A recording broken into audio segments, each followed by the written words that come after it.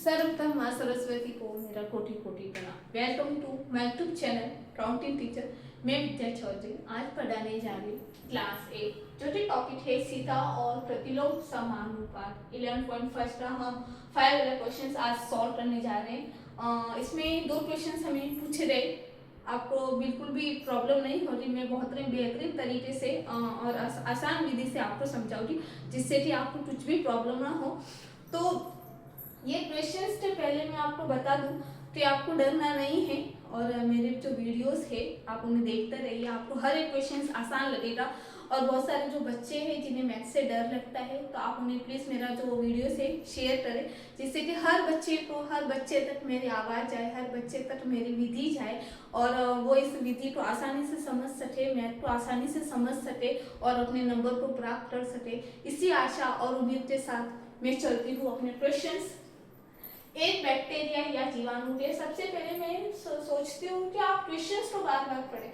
जब तक आप क्वेश्चंस को नहीं समझ सकते आप उसे सॉल्व नहीं कर पाएंगे। तो हम सबसे पहले क्वेश्चंस को हम ध्यान से समझेंगे। एक बैक्टीरिया या जीवाणु के फोटोग्राफ को 50,000 गुना आवर्तित करने पर उसकी लंबाई 5 सेंटीमीटर हो जाती है। जैसा कि संलग्न चित्र में दिखाया गया है। आपकी जो टेक्स्ट बुक है उसमें चित्र बताया है। इस बैक्टीरिया की वास्तविक लंबाई क्या है? यदि ये फोटोग्राफ को केवल 20,000 गुना आवर्तित किया जाए तो उसकी लंबाई क्या होगी? मैं भी अपने टेक्स्ट बुक में आपको इस तरह ये देख रहे हैं, ये लंबा होने के कारण 50,000 गुना आवर्तित उसके चित्र में यहाँ पर देखो ये वायरस है, ये देख सकते हैं। ये हमारा क्या है? यहाँ पर बैक्टीरिया, सॉरी वायरस नहीं है, बैक्टीरिया जो कि लंबा करने पर इस तरह दिखता है। बहुत सारे सूक्ष्मदर्शी यंत्र आते हैं जिससे ये कि बहुत छोटे होते हैं जिन्हें आंखों से नहीं देखा जाता, इन्हें सूक्ष्मदर्शी यंत्र की सहायता से देखा जाता है। तो वो बता रहे उसमें कुछ ऐसा, जिस तरह हम मोबाइल होता है उसमें हम इसे झूम करते हैं तो उस वो बड़ा सा हो जाता है और हमें स्पष्ट रूप से दिखाई देता। उस तरह सूक्ष्मदर्शी यंत्र में कुछ टेक्नोलॉजी होती है जिससे कि 10,000, 20,000, 50,000 इस तरह गुना किया जाता है। इस तरह के अगर मैं एक छोटा आपको एग्जांपल बता दूं पहले, ये मैंने सर्कल कर दिया, सपोज ये छोटा है सर। अब मैं बोल रही हूँ 2 गुना मतलब डबल, इसका डबल, ये इसका और तो 3 गुना, मतलब ये जिससे है उससे और 3 गुना, 4 गुना, 5 गुना। तो ये इस तरह हुआ करते हैं। इस तरह हर बार ही है जो कि हुआ करते हैं। हमारा रजिस्टर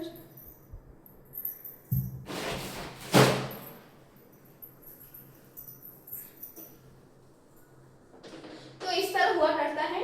तो बैक्टीरिया या जीवाणु के फोटोग्राफ को 50,000 गुना आवर्धित करने पर तो वो मशीन है जो कि बैक्टीरिया को देख रही चित्र को 50,000 गुना करने पर उसकी जो लंबाई हो रही है वो कितनी हो जा रही है? 5 सेंटीमीटर। मतलब कोई बैक्टीरिया है, बैक्टीरिया समझते हैं एक जीव, एक कोशिका जीव होती है जो कि हर एक अन्य जीव में होती, मतलब हर एक जीव में होती है। हमारे जो इंसानों की रहती है वो आंत में रहती है और प्राणी हो, जीव हो, हर एक में मध्य रहती है और प्रकृति में भी रहती है। कोई समुद्री अंदर, मतलब हर एक जगह बैक्टीरिया होता है जो हमें आंखों से दिखाई नहीं देता। क्लियर? ओके, तो ये बैक्टीरिया समझ में आ गया। हमारे आंतों में एक रहता ही है बैक्टीरिया और हर एक जीव में पाया जाता है बैक्टीरिया, जिसे हम आंखों से नहीं देख सकते, सूक्ष्मदर्शी यंत्र की सहायता से देखा जाता है। तो उसे उन्होंने जब झूम किया 50,000 तक उन्हें जब किया आवर्धित करके किसी वस्तु को बड़ा करके बताना, उस वस्तु का जो वास्तविक चित्र है उसको बड़ा करके दिखाना ही हम उसे क्या बोलते? आवर्धित बोलते। तो अगर उसको बड़ा करके दिखाया तो उसकी जो लंबाई हो जाती है वो कुछ 5 सेंटीमीटर हो जाती है। ये आपको क्लियर हो गया कि एक वायरस है, सॉरी जीवाणु बैक्टीरिया है, उसको सूक्ष्मदर्शी यंत्र की सहायता से उन्होंने 50 गुना आवर्धित किया, आवर्धित मतलब बड़ा किया, तो उस बैक्टीरिया की जो लंबाई है 5 सेंट, जैसा कि संलग्न चित्र में दिखाया गया। इस बैक्टीरिया की वास्तविक लंबाई क्या है? वास्तविक लंबाई क्या मतलब ये कितना छोटा है? हमें वास्तविक लंबाई पूछा है, 50,000 में तो वो 5 हो जाता है।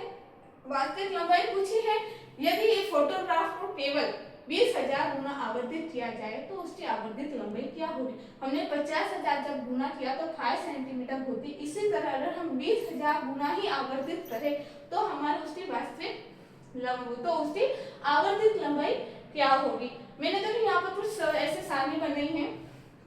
हमें यहाँ दो क्वेश्चन पूछा, एक तो पूछा है वास्तविक लंबाई, मतलब सबसे छोटा से छोटी जो उसके जो मेन है वो हमें कितनी लंबी दिखती है, और दूसरा पूछा है जिस तरह यहाँ 5 सेंटीमीटर आएगा इस तरह यहाँ हमारी आवर्धित लंबाई क्या होगी। तो सबसे पहले मैं क्या करती हूँ, ये वाले क्वेश्चन को सॉल्व कर देती हूँ।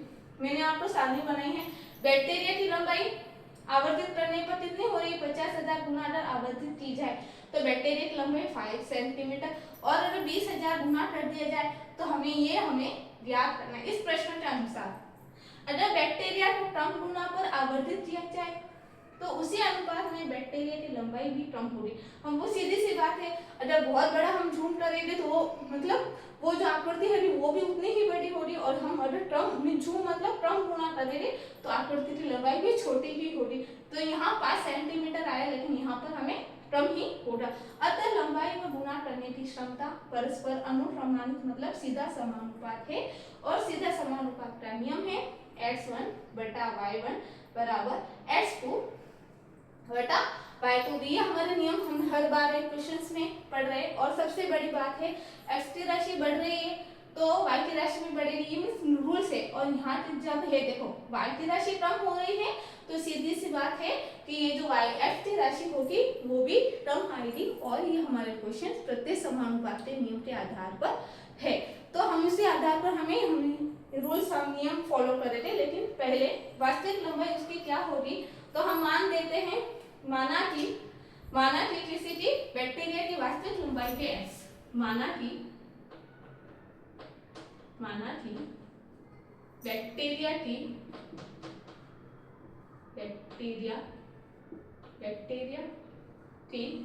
वास्तविक लंबाई है x, ऐसा मान लेते हैं।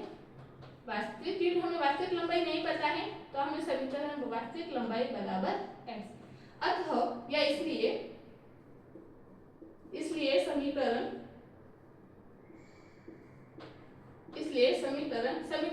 तो हम किस आधार पर बनाएंगे, 5 सेंटीमीटर अगर उसे 50,000 गुना कर दिया जाए, अगर उसे वास्तविक लंबाई को 50,000 गुना कर दिया जाए तो वह लंबाई कितनी हो जाती है, 5 सेंटीमीटर। ये आपको समझ में आ गया। कोई वायरस मतलब बैक्टीरिया है बहुत छोटा है और उसे अगर 50,000 गुना कर दिया जाए तो उसकी लंबाई 5 सेंटीमीटर हो जाती है। हमें हमारे यहाँ x पता करना है, वास्तविक लंबाई को हमने x माना है 5 बटा, तो यहाँ से 5 से 5, तो पीछे क्या बचा 8 बटा 1 2 3 और 4, ये होता है सेंटीमीटर। तो आप देख रहे हैं कि 1 बटा 1 2 3 मतलब ये कितनी छोटी है। हम अगर इसे इस तरह भी लिख सकते हैं 1 इंटू 10 की घात माइनस 1 2 3 4, 4 शून्य है इसलिए ये ऊपर जब आता है, नीचे के शून्य जब ऊपर आते हैं तो माइनस में हो जाते हैं। अगर हम इसे भाग दे, अगर हम इसे इस तरह काट, ये 8 सेंटीमीटर है और ये 1 2 3 4 पॉइंट, वापस एक और शून्य, एक और शून्य, एक और शून्य, एक और शून्य, एक और शून्य और एक, तभी एक जाके हमारा ये संख्या प्राप्त होगी। मतलब ये पॉइंट से भी बहुत छोटी है, मतलब ये कितनी है, पॉइंट से भी बहुत छोटी है सेंटीमीटर। तो ये जब समझ में आ गया, मतलब ये जो हमारा वास्तविक जो लंबाई है हमें x कितना प्राप्त हुआ है, x बराबर 1 इंटू 10 की घात माइनस 4। मतलब ये जो हमारी वास्तविक लंबाई है बैक्टीरिया वो पॉइंट मतलब 1 से भी बहुत छोटी है, इस तरह छोटी है 0.000, मतलब पॉइंट से वो बहुत छोटी है। ठीक है, तो आपको ये समझ में आ गया। कुछ भी डाउट हो तो आप प्लीज कमेंट करें। ये रफ टर्म था, इसको इस तरह एक तरफ भी रखना है और ये हमारी इस तरह विधि पूर्वक हो गया। तो हमें जो वास्तविक लंबाई हमें पूछी थी वो तो हमें मिल गई। किस तरह मिली मैंने आपको यहाँ पर बता दिया और आप समझ रहे हो कि वायरस जो होता है बहुत ही छोटा होता है, जिसका कि आंसर पॉइंटों में आता है, तभी तो सूक्ष्मदर्शी यंत्र की सहायता से उन्हें देखा जाता है ना। तो ये हमारा क्लियर हो गया, कोई डाउट नो? ठीक है या ओके, तो ये हमारा हो गया है। हम इसे रफ कर दो, आपको समझ में आ गया है।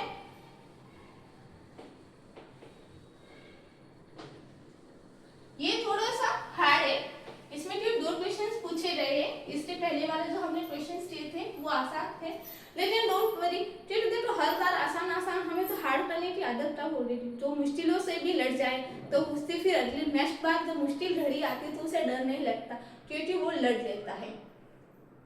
कहते हैं ना, जो मुश्किल समय भी निकल जाता है, जिसने दुख देखा हो, जब उसे सुख आता है तो उसे पता रहता है कि दुख क्या होता है।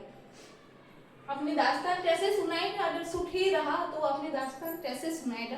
तो देखो, मैथ में कभी इजी भी आते हैं, कभी हार्ड भी आते हैं, हर एक को सॉल्व करना है, लेकिन इस तरह के हार्ड वाले क्वेश्चंस नहीं आते, तो आपको बिल्कुल घबराना नहीं, लेकिन हर तरह का क्वेश्चंस आपको आना चाहिए। ऐसा नहीं कि ये हार्ड है तो आप इसे छोड़ दे, और हार्ड कुछ नहीं है, बस इनमें 2 क्वेश्चंस पूछे गए हैं, तो हार्ड होगा तो नंबर भी तो ज्यादा ही हो रही ना।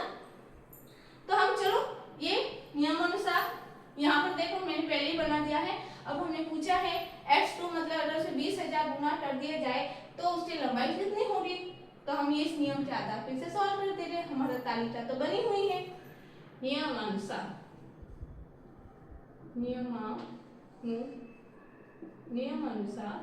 मान रखने पर,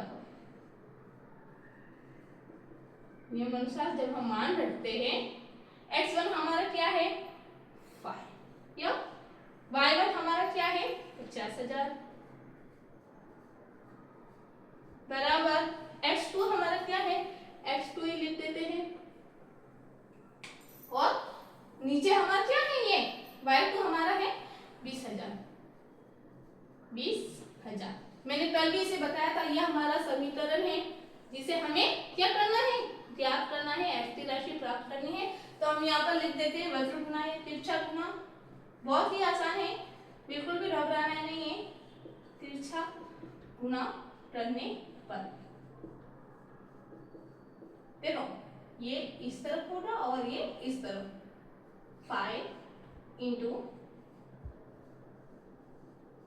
और हम यहाँ पर चलो x वाली राशि नीचे ला देते जिससे कि आपको बाद में प्रॉब्लम ना हो।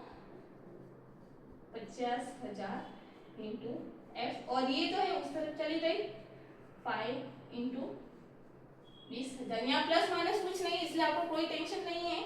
x का x, ये जो x देखो यहाँ पर गुना है तो आगे वाले सामने वाले हर इस तरफ वाली राशि की तरफ क्या होगा, भाग के रूप में बदल जाएगा। 5 इंटू 20,000 बटा कितना है 50,000। तो इधर ये 4 शून्य से ये 4 शून्य कट गए, ये 5 से ये 5, तो x2 हमारा कितना आया है, ओनली फॉर 2 सेंटीमीटर। तो यहाँ हमारा जो आंसर होगा वो हमारा क्या आएगा 2 सेंटीमीटर। तो उसकी आवर्धित लंबाई क्या हो रही है, यहाँ लिख दो आंसर में अच्छे से।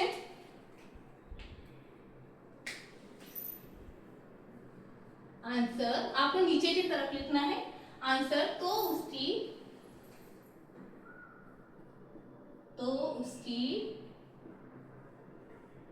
आवर्धित लंबाई,